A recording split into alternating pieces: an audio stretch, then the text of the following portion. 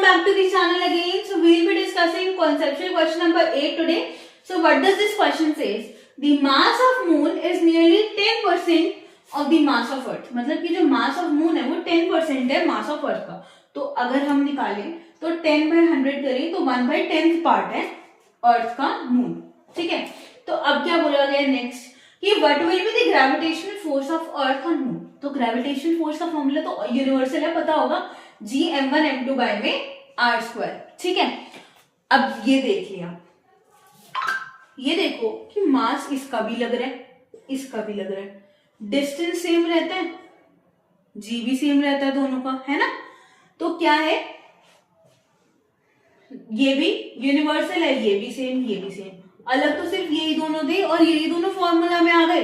अब इसमें कंपैरिजन क्या करें, चलो एक बार फिर भी लिख लेते हैं. मून का देखो Gm2m1 बाय में r².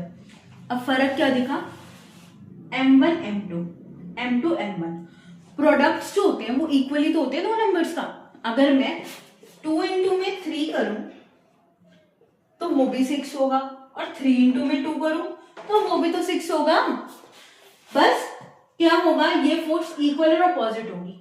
अब कंपेयर क्या करवा रहे थे भाई तुम लोग, कंपेयर इसलिए करवा रहे थे वो क्योंकि वो तुम्हें ये बताना चाहते थे कि ये म्यूचुअल फोर्स है. ठीक है, ये सिर्फ इक्वल एंड अपोजिट है. ठीक है. तो अब ये वाला क्वेश्चन इतना ही था.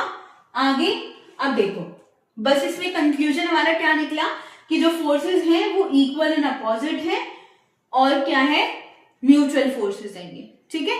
तो आई होप आपको ये वाला आंसर समझ आया होगा और ऐसे ही बाकी क्वेश्चन समझने के लिए आप मेरे चैनल को सब्सक्राइब कर सकते हैं एंड फॉलो कर सकते हैं. Okay, bye.